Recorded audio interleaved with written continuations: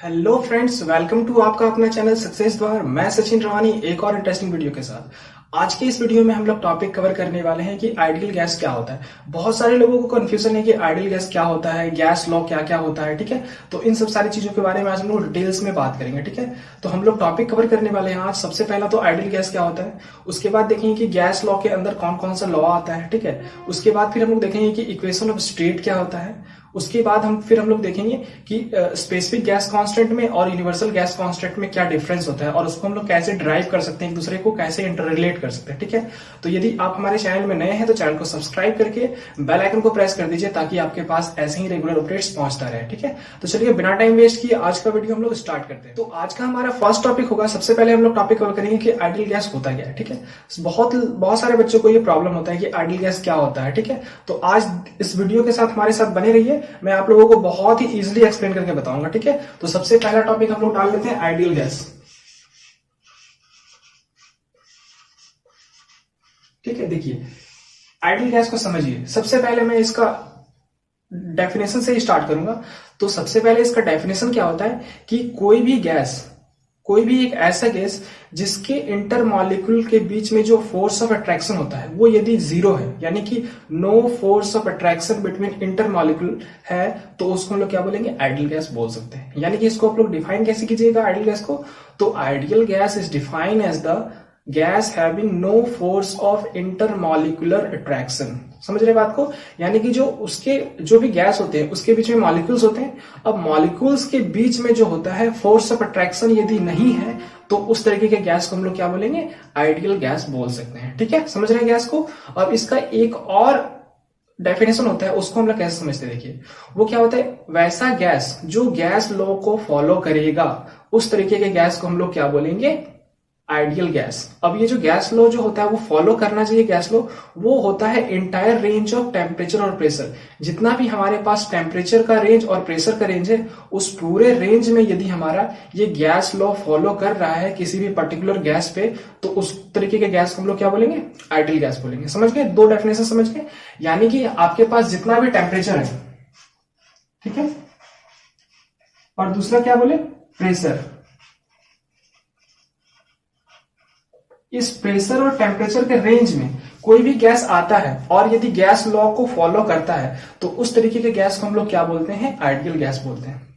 ठीक है, आपको डेफिनेशन क्लियर हो गया कि डेफिनेशन क्या होता है, समझ रहे। अब देखिए इसके बाद हम लोग चलते हैं कि अब गैस लॉ का बात आया तो गैस लॉ कितने तरीके के गैस लॉ होते हैं। ठीक है, जनरली 4 तरीके के गैस लॉ होते हैं। ठीक है, जनरली हम लोगों को जो पढ़ना है वो 4 तरीके का गैस लॉ ही पढ़ना है। ठीक है, तो 4 तरीके का गैस लॉ क्या होता है,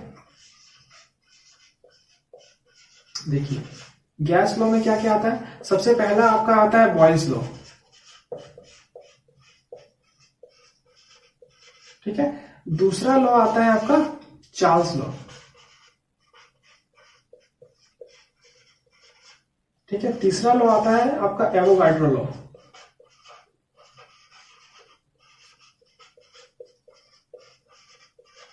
और चौथा लॉ आपका होता है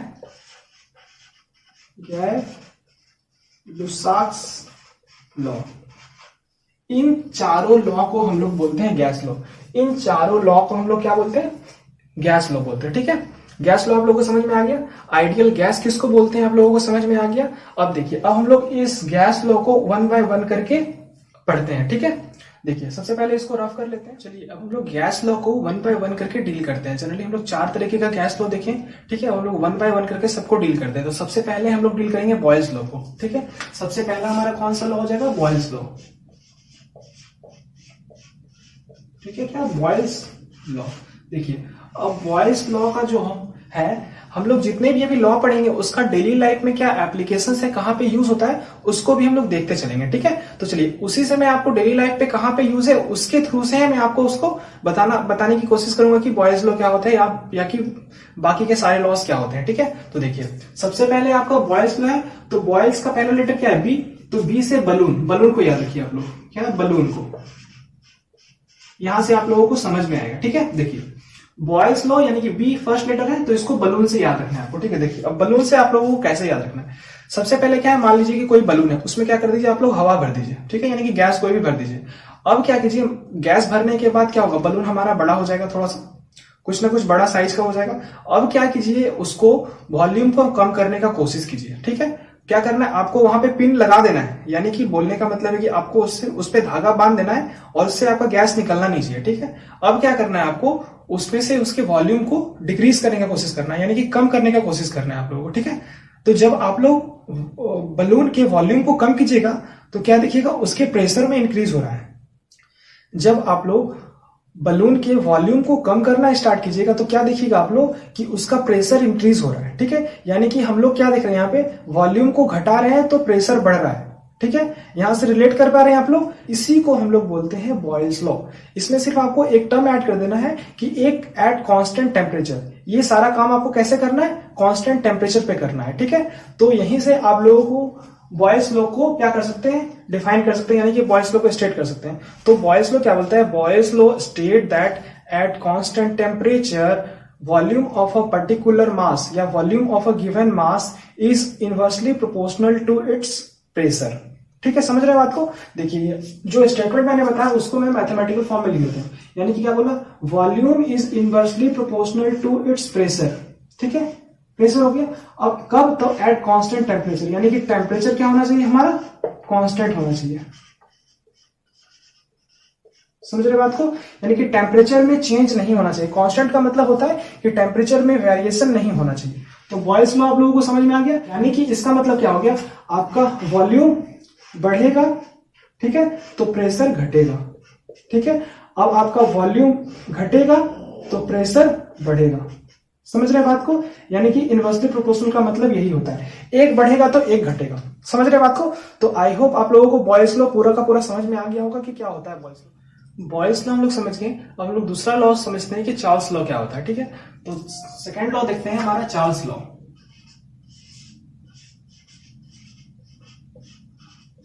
चार्ल्स लॉ, ठीक है, देखिए चार्ल्स लॉ का भी आप लोग डेली लाइफ में, यानी कि आपका जो लाइफ में एप्लीकेशन उसका क्या है उसको देखते हैं। तो क्या है, देखिए सबसे पहले मैंने आपको रिलेट कराया था बॉयल्स लॉ यानी कि बलून से। तो यहाँ पे देखिए सी एच है, एच है यानी कि एच, हीलियम बलून को आप लोग कंसिडर कीजिए। क्या, हीलियम बलून। अब ये हीलियम बलून क्या होता है आप लोग समझिए। ठीक है, देखिए हीलियम बलून को, हीलियम बलून ले लीजिए आप लोग। ठीक है, यानी कि बलून में क्या कीजिए, आप लोग हीलियम गैस को डाल दीजिए, भर दीजिए। ठीक है, उसमें क्या होता है, देखिए आप लोग दो जगह पे आप लोगों को कंसिडर करना है। सपोज कीजिए कि आप लोगों को एक रूम है ये, ठीक है, और एक दूसरा रूम है। ये क्या है, ये हॉट है यानी कि गर्म रूम है, और ये क्या है, ठंडा है यानी कि कोल्ड रूम है। ठीक है, दो रूम कंसिडर कीजिए, इसमें क्या है आपका हॉट एटमोस्फेयर है, इसमें क्या है कोल्ड एटमोस्फेयर है। ठीक है, और क्या कीजिए आप लोग, सबसे पहले क्या कीजिए, यहां पे आप लोग इस हीलियम बलून को क्या कीजिए, भरिए, गैस भरिए इसमें। ठीक है, हीलियम बलून को इसमें गैस भरिए। ठीक है, गैस भरने के बाद क्या करना है आपको, यहां से निकल के और यहां पे चले जाना है, किसमें, कोल्ड वाले रूम में आपको चले जाना है। गैस को भरे हुए इस बलून को लेके और बढ़िया से उसको थ्रेड करके यानी कि धागा का बांध के उसको इस रूम में चले जाइए। तो जैसे ही हम लोग कोल्ड रूम में जाएंगे तो हम लोग क्या अनुभव करेंगे, क्या देखेंगे बलून में, कि हम लोगों को अनुभव होगा कि उसमें से हमारा कुछ गैस क्या हो गया, निकल चुका है, यानी कि कुछ गैस उसमें से क्या है हमारा निकल चुका है। आप लोगों को ऐसा होगा, वही सेम बलून को लेके जाना है, तुरंत ही लेके जाइए। यानी कि हॉट, यानी कि जो आपका गर्म रूम है उसमें क्या कीजिए, हीलियम बलून में क्या कर दिए, गैस डाल दे, गैस हम लोग डाल रहे हैं, और उसी को लेके क्या चले गए हम लोग, कोल्ड रूम में चले गए। तो हम लोग क्या देखेंगे कि उसका जो वॉल्यूम होगा, यानी कि उसमें जो क्या होगा, हम लोगों को ऐसा लगेगा कि उसमें कुछ ना कुछ थोड़ा सा हमारा घट गया है, बलून छोटा हो गया है। ठीक है, उसके बाद यदि आप लोग उसी बलून को वापस लेके फिर से आप लोग क्या कीजिएगा, गर्म वाले रूम में चले आइएगा, तो देखिएगा फिर से आपका जो ओरिजिनल शेप था उस शेप में आप लोग आ जाएंगे। ठीक है, यहीं से आपका क्या होता है, चार्ल्स लॉ का एप्लीकेशन ही है। ठीक है, चार्ल्स लॉ। अब देखिए चार्ल्स लॉ होता क्या है, आप लोग ये समझ गए। अब देखिए यहीं से हम लोग चार्ल्स लॉ को ये करेंगे। ठीक है, यहां पे क्या हो गया, यानी कि जो आपका जो वॉल्यूम था, क्या था, जो आपका वॉल्यूम था वो किससे रिलेट कर रहा है, टेम्परेचर से रिलेट कर रहा है। यानी कि टेम्परेचर बढ़ रहा है तो वॉल्यूम भी, बताइए क्या हो रहा है, बढ़ रहा है, और टेम्परेचर घट रहा है तो वॉल्यूम भी क्या हो रहा है आपका, घट रहा है। कब, जब हम लोग प्रेशर को कांस्टेंट रखेंगे। इसमें क्या करना है आपको, प्रेशर को कांस्टेंट रखना है। यानी कि चार्ल्स लॉ क्या बोलता है, यदि हम लोग किसी भी गैस को गर्म करेंगे, तो उसका जो वॉल्यूम होता है वो डायरेक्टली प्रोपोर्शनल होता है उसके टेम्परेचर के। ठीक है, एट कांस्टेंट प्रेशर में। समझ में रहे हैं आप लोग, यानी कि आपका जो वॉल्यूम होगा वो डायरेक्टली प्रोपोर्शनल होगा किसका, टेम्परेचर का एट कांस्टेंट प्रेशर, यानी कि क्या होगा आपका प्रेशर क्या होना चाहिए उसमें कांस्टेंट होना चाहिए। ठीक है, समझ रहे हो बात को कि कांस्टेंट प्रेशर में आपका जो भी कोई भी बॉडी होगा उसका वॉल्यूम में क्या होगा डायरेक्टली प्रोपोर्शनल होगा किसके, टेम्परेचर के। समझ रहे बात को, यहां से आप लोग रिलेट कर पा रहे हैं। कैसे रिलेट करेंगे, यानी कि गर्म रूम में यदि हम लोग बलून को भरेंगे तो क्या होगा, हमारा जो सेम था उसी को ले जाएंगे। यदि कोल्ड रूम में तो हम लोग क्या देखेंगे, उसके वॉल्यूम में कुछ ना कुछ डिक्रीज आ रहा है। क्यों, क्योंकि उसका टेम्परेचर डिक्रीज कर रहा है, तो डायरेक्टली प्रोपोर्शनल है। तो यहां से हम लोग निकाल सकते हैं कि वॉल्यूम यदि हमारा इंक्रीज कर रहा है तो टेम्परेचर भी क्या हो जाएगा, हमारा इंक्रीज करेगा। ठीक है, दूसरा केस क्या हो जाएगा, वॉल्यूम यदि हमारा डिक्रीज हो रहा है तो टेम्परेचर भी क्या होगा, हमारा डिक्रीज होगा। ठीक है, ये कब होगा, सारा का सारा प्रेशर आपको क्या होना चाहिए, कांस्टेंट होना चाहिए। समझ रहे हैं बात को, तो ये होता है पूरा का पूरा क्या, चार्ल्स लॉ। आई होप आप लोगों को चार्ल्स लॉ पूरा समझ में आ गया होगा और इसका हमारे रियल लाइफ में क्या यूज है उसको भी समझ में आ गया होगा। ठीक है, अब हम लोग देखते हैं कि एवोगाड्रो लॉ क्या होता है। बॉयज लॉ और चार्ल्स लॉ आप लोगों ने समझ गया। अब हम लोग देखते हैं कि एवोगाड्रो लॉ क्या होता है। ठीक है, एवोगाड्रो लॉ को भी हम लोग डेली लाइफ में हमारे यानी कि हमारा क्या लाइफ में हमारा क्या यूज होता है उसको भी हम लोग देखते चलेंगे। ठीक है, तो थर्ड लॉ है हमारा गैस लॉ का, एवोगाड्रो लॉ। एवोगाड्रोस लॉ, ठीक है, देखिए एवोगाड्रोस लॉ को आप लोगों को कैसे याद रखना है, टायर से याद रखना है। ठीक है, कैसे, टायर से। ठीक है, टायर से आप लोग कैसे याद रखिएगा कि आप लोगों को साइकिल का टायर होता है। ठीक है, साइकिल का टायर में क्या देखते हैं आप लोग, यदि उसमें हम लोग गैस नहीं भरे हैं, ठीक है, गैस नहीं भरे तो उसको क्या कर सकते हैं हम लोग, मोड़ के एकदम छोटा सा जगह पे उसको हम लोग रख सकते हैं। ठीक है, अब सपोज कीजिए कि क्या कीजिए, टायर जो साइकिल का आपका टायर है यानी कि उसमें क्या कीजिए, गैस को भर दीजिए, यानी कि ट्यूब मान लीजिए आप लोग। टायर क्या टायर में ट्यूब होता है, तो ट्यूब को कंसिडर करके चलिए आप लोग। क्या करना है उसमें, सबसे पहले क्या आपका मान लीजिए कि उसमें गैस नहीं भरा हुआ है, खाली है, तो उसमें क्या कर सकते हैं हम लोग, उसको अच्छे से मोड़ के छोटे से जगह पे उसको हम लोग रख सकते हैं। ठीक है, दूसरा केस क्या लीजिए, उसमें आप लोग हवा भर दीजिए ट्यूब में। ठीक है, अब ट्यूब में आप लोग हवा भरने के बाद क्या दिखेगा, उसको हम लोग मोड़ के छोटा जगह पे रख सकते हैं, नहीं रख सकते हैं। यानी कि उसके लिए क्या चाहिए, बड़ा जगह चाहिए। यानी कि क्या हम लोग देख रहे हैं कि वॉल्यूम के लिए कहीं ना कहीं हमारा क्या है, मॉलिक्यूल्स डिपेंड कर रहा है। यानी कि उसमें जितना ज्यादा गैस भर रहे हैं तो गैस में क्या है, हमारा बहुत ज्यादा मॉलिक्यूल्स है, तो जितना ज्यादा मॉलिक्यूल्स होगा उतना ज्यादा वॉल्यूम मेरा एक्वायर करेगा, जितना कम मॉलिक्यूल होगा उतना मेरा कम वॉल्यूम मेरा एक्वायर करेगा। ठीक है, तो कहीं ना कहीं हमारा मॉलिक्यूल्स, नंबर ऑफ मॉलिक्यूल्स और वॉल्यूम के बीच में क्या रहा है, एक रिलेशन आ रहा है। तो इसी रिलेशन को हम लोग क्या बोलते हैं, एवोगाड्रो लॉ। इसमें क्या हो जाएगा आपका, प्रेशर और टेम्परेचर क्या हो जाएगा आपका, कांस्टेंट हो जाएगा। ठीक है, देखिए इसमें क्या बोल रहा है, आपका जो वॉल्यूम होगा वो डायरेक्टली प्रोपोर्शनल होगा नंबर ऑफ मॉलिक्यूल्स। किसका, नंबर ऑफ मॉलिक्यूल्स। किसी भी गैस का number of molecules directly proportional किसके होगा, उसके वॉल्यूम के। कब, जब आप लोग इसका प्रेशर एंड टेम्परेचर को क्या लेना है, कांस्टेंट। समझ रहे हैं बात को, जब हम लोग प्रेशर और टेम्परेचर को कांस्टेंट लेंगे तभी आपका जो वॉल्यूम होगा उस गैस का वो डायरेक्टली प्रोपोर्शनल होगा क्या, नंबर ऑफ मॉलिक्यूल्स। यानी कि यदि हम लोग वॉल्यूम को बढ़ाएंगे, यानी कि वॉल्यूम को बढ़ाएंगे तो उसमें नंबर ऑफ मॉलिक्यूल्स क्या होगा, नंबर ऑफ मॉलिक्यूल्स उसमें क्या होगा, बहुत ही ज्यादा होगा। समझ रहे हैं, यदि वॉल्यूम उसका कम होगा तो उसमें क्या होगा, नंबर ऑफ मॉलिक्यूल्स कम होगा।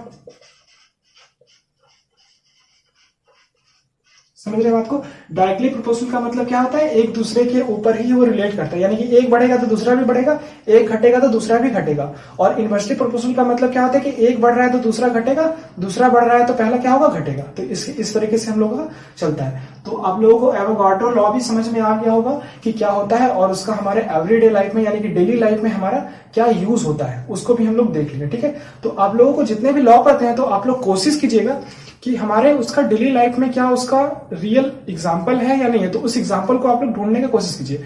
उससे क्या है कि आप लोग बहुत ही ज्यादा दिन तक किसी भी चीज को याद रख पाइएगा। जैसे अभी मैंने बताया कि बॉयज लॉ को आप लोग कहां से रिलेट करना है, तो बलून से।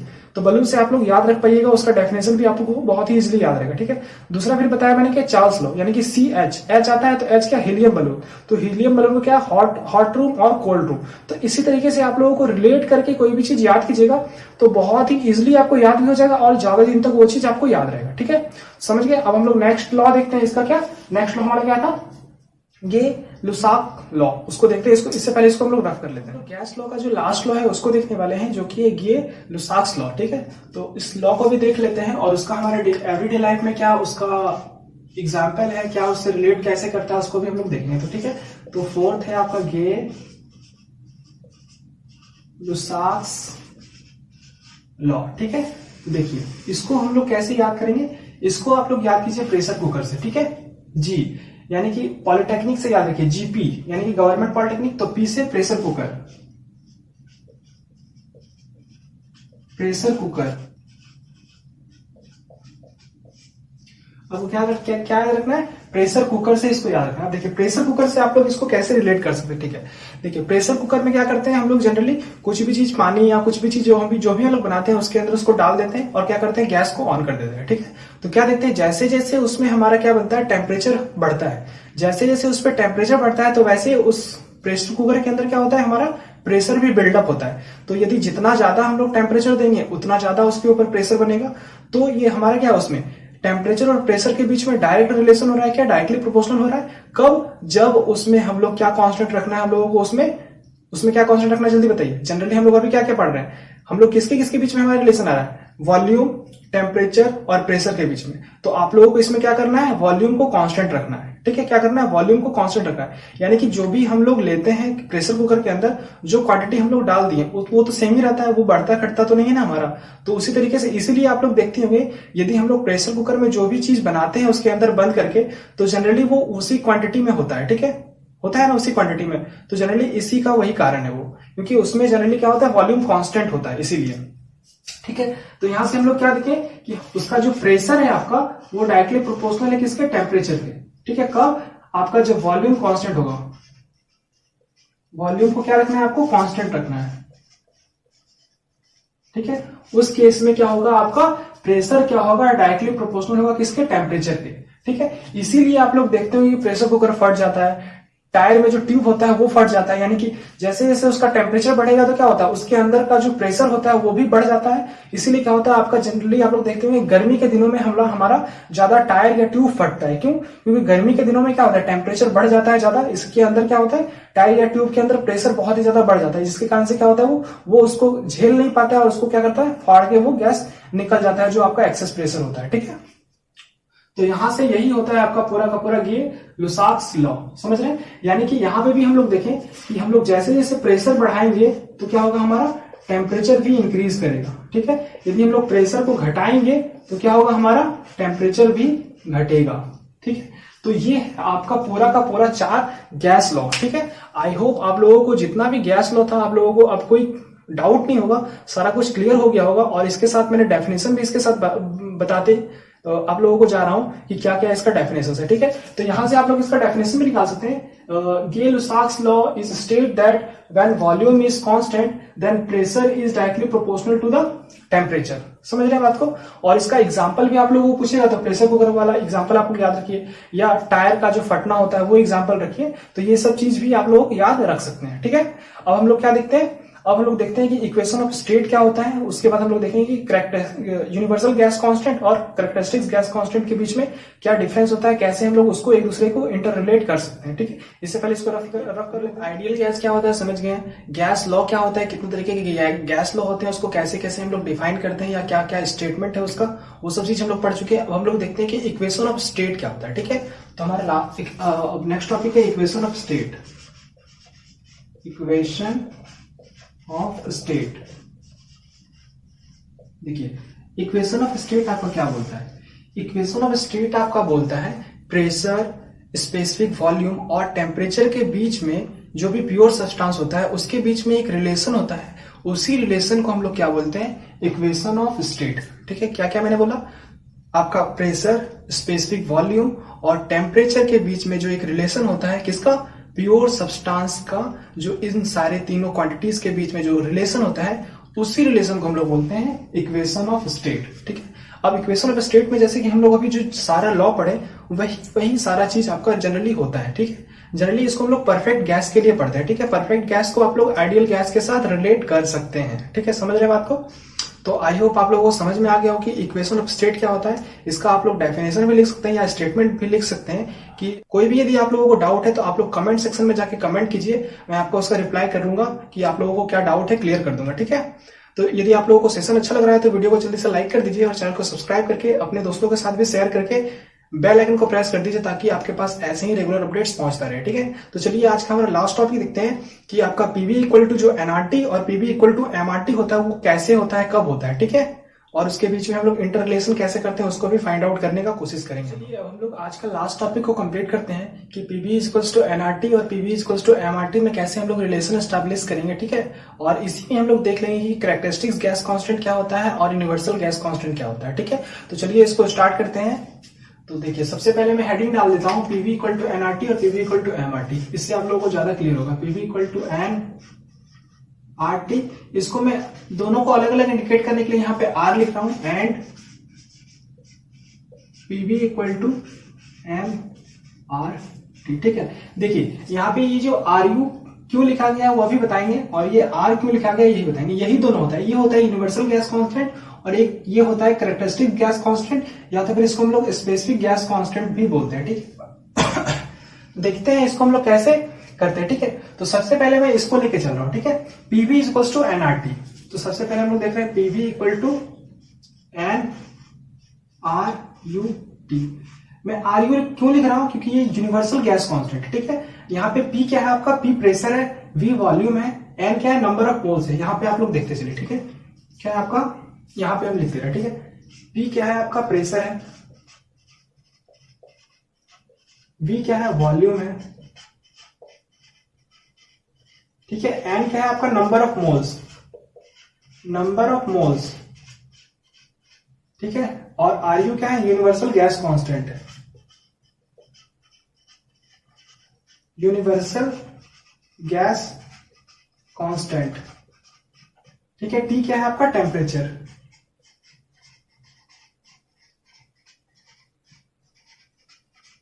सारा कुछ क्या है आप लोगों को समझ में आ गया। अब चलिए इसको हम लोग ड्राइव करते हैं। ठीक है, देखिए ये जो आपका एन होता है, नंबर ऑफ मोल्स क्या होता है, नंबर ऑफ मोल्स हम लोग जानते हैं कि total mass upon molecular mass. किसी भी कोई भी हम लोग गैस ले रहे हैं तो उस गैस का आपका टोटल मास क्या है उसमें और उसका मॉलिक्यूलर मास क्या है। ठीक है, समझ में आ रहा है, यानी कि एम आपका क्या हो जाएगा यहाँ पे, टोटल मास, और कैपिटल एम क्या हो जाएगा आपका, मॉलिक्यूलर मास। समझ रहे बात को, यानी कि मान लीजिए हम लोग 2 केजी मास लिए हैं, 2 केजी मास किसका लिए हैं, ऑक्सीजन का, तो टोटल मास क्या हो जाएगा 2 केजी, और 2 ऑक्सीजन का मॉलिक्यूलर क्या मास होगा उसको लिखना है। ठीक है, तो कैपिटल एम क्या हो जाएगा, ऑक्सीजन का मॉलिक्यूलर मास। ठीक है, अब देखिए हम लोग इस एन को यहां पे पुट कर देते तो क्या हमारा इक्वेशन बन जाएगा, पीवी इज इक्वल्स टू, इस एन के जगह पे इस वैल्यू को पुट करने का क्या बन जाएगा, capital M divided by, sorry small M divided by capital M, और यहाँ पे आर यू का आर यू और टी का टी। सिर्फ इस एन के जगह पे इसका वैल्यू को हम लोग पुट कर दिए।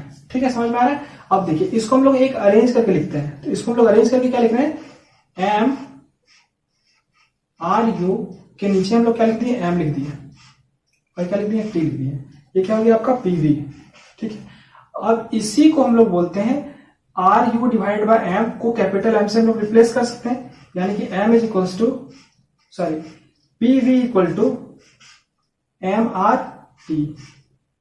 ठीक है, कि आप लोग क्या था हमारा, PV equal to N R U T था हमारे पास, क्या आ गया, PV equal to M R T. समझ में आ रहा है आपको क्या आ गया। अब इसी आर को हम लोग, यानी कि हम लोग इसी आर को बोलते हैं, क्या बोलते हैं, कैरेक्टरिस्टिक्स गैस कांस्टेंट। समझ रहे बात को, यानी कि स्पेसिफिक गैस कांस्टेंट भी इसका नाम होता है। चलिए देखिए, अब यहां पे देखिए, यहां पे जो ये आर यू है, आर यू के बारे में आप लोग पता चल गया, यूनिवर्सल गैस कांस्टेंट, और इस आर को बोलते हैं हम लोग यहां पे लिख रहे हैं हम लोग यूनिवर्सल, सॉरी कैरेक्टरिस्टिक्स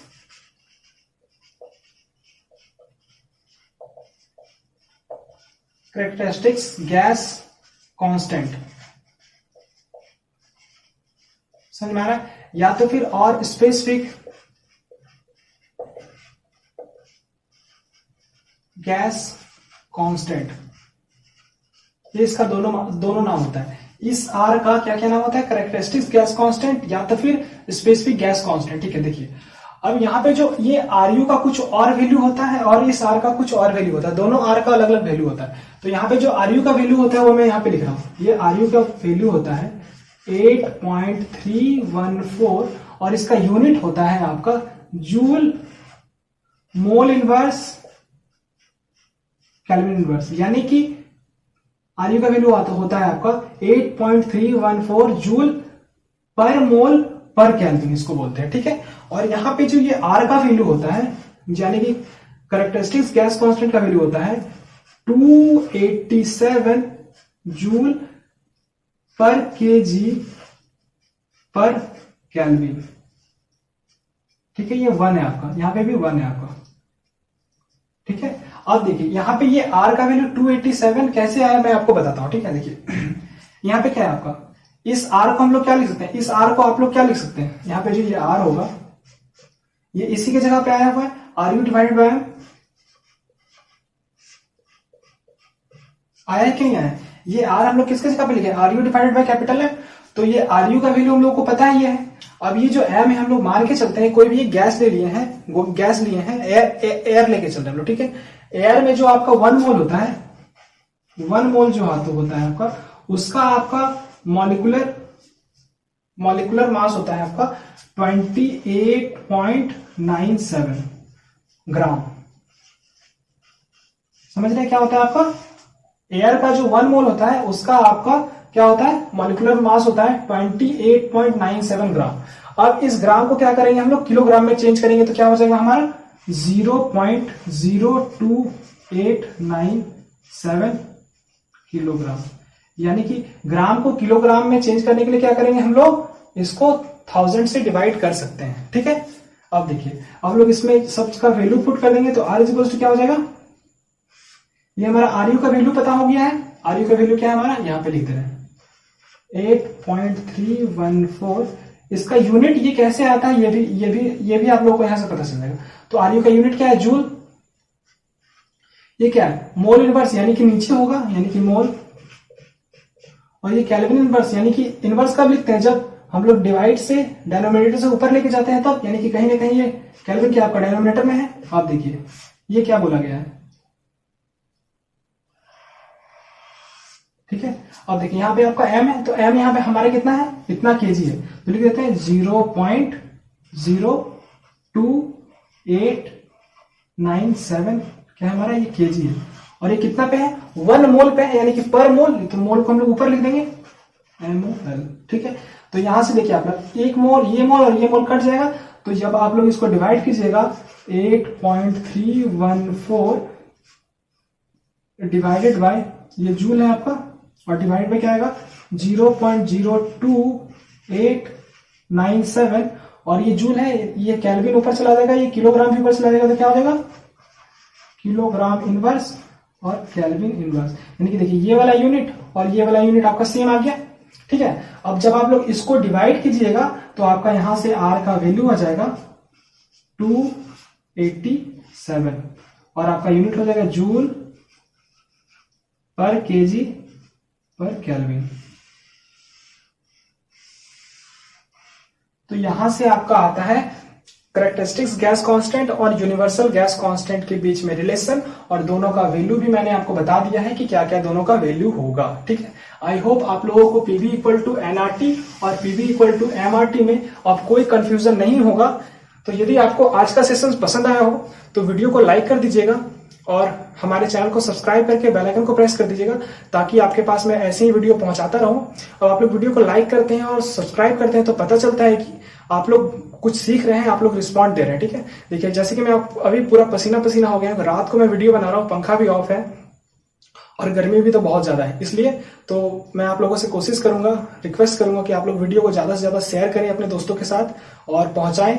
ठीक है, और बेल आइकन को प्रेस करके कर ले, ताकि आपके पास ऐसे ही रेगुलर अपडेट्स पहुंचता रहे। तो चलिए फिर से मिलते हैं नेक्स्ट वीडियो में, तब तक आप लोग सेफ रहिए, सतर्क रहिए, क्योंकि कोविड-19 का बहुत ही ज्यादा अभी असर हो रहा है। तो सेफ रहिए, सतर्क रहिए, अपने अपने घरों में रहिए। चलिए फिर से मिलते हैं नेक्स्ट वीडियो में।